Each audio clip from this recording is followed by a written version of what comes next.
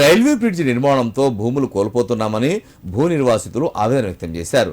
పాత అలైన్మెంట్ ప్రకారం 200 మీటర్ల వరకే బ్రిడ్జి నిర్మాణం చేపట్టాలని, 600 మీటర్ల వరకు బ్రిడ్జి పెంచితే 150 కుటుంబాలు తీవ్రంగా నష్టపోవడం జరుగుతుందని మిట్టపల్లి గ్రామస్తులు తెలిపారు. రైల్వే అధికారులు, జిల్లా అధికారులు తమకు న్యాయం చేయాలని భూ బాధితులు కోరారు. సిద్దిపేట జిల్లా సిద్దిపేట అర్బన్ మండలం మిట్టపల్లి గ్రామ పంచాయతీ వద్ద రైల్వే బ్రిడ్జి నిర్మాణంతో భూములు కోల్పోతున్న రైతులు, గ్రామస్తులు నిరసన తెలిపారు. గతంలోనే బ్రిడ్జి నిర్మాణం చేపట్టవద్దని గ్రామ పంచాయతీలో తీర్మానం చేయడం జరిగిందని బాధితులు చెప్పారు. ఈ రోజు గ్రామ పంచాయతీ స్పెషల్ అధికారి లేకుండానే రెవెన్యూ అధికారులు గ్రామ పంచాయతీ తీర్మానం చేయడానికి ఎలా వస్తారని వారు ప్రశ్నించారు. ఇప్పటికైనా ప్రభుత్వం వెంటనే స్పందించి తమకు న్యాయం చేయాలని డిమాండ్ చేశారు.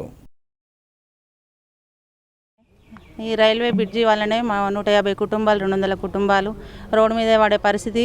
రైతులం అందరం నష్టపోతున్నామని ఈరోజు రెవెన్యూ డిపార్ట్మెంట్ వాళ్ళు మా గ్రామ పంచాయతీల ఆర్డర్ నోటీస్ కార్డు అతికివేయడం జరిగింది. దాని ఫస్ట్ ఇచ్చిన అలౌన్మెంట్ ప్రకారం, ప్లానింగ్ ప్రకారం 200 మీటర్లనే మభ్యపెట్టారు.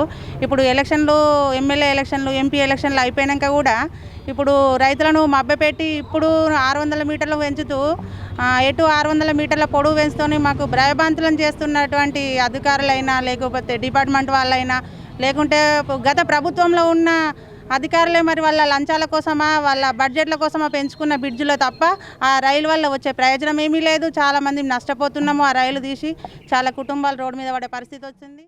Mittapalli flyover bridge NH 765 DG ఆ ఫ్లైఓవర్ బ్రిడ్జి విషయంలో మా గ్రామ ప్రజలు ప్రత్యక్షంగా 150 నుంచి 200 కుటుంబాలు ప్రత్యక్షంగా పోతున్నాయి. పరోక్షంగా 800 కుటుంబాలకు మాకు దెబ్బ పడ్డట్టే.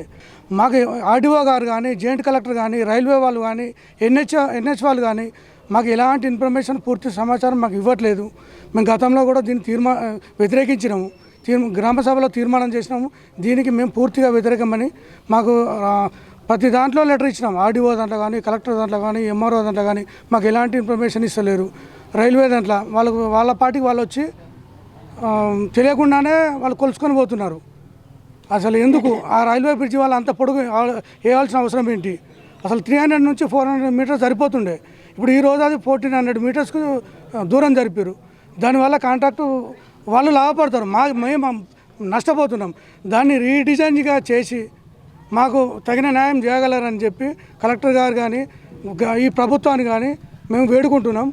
మాకు తగిన న్యాయం చేయాలి.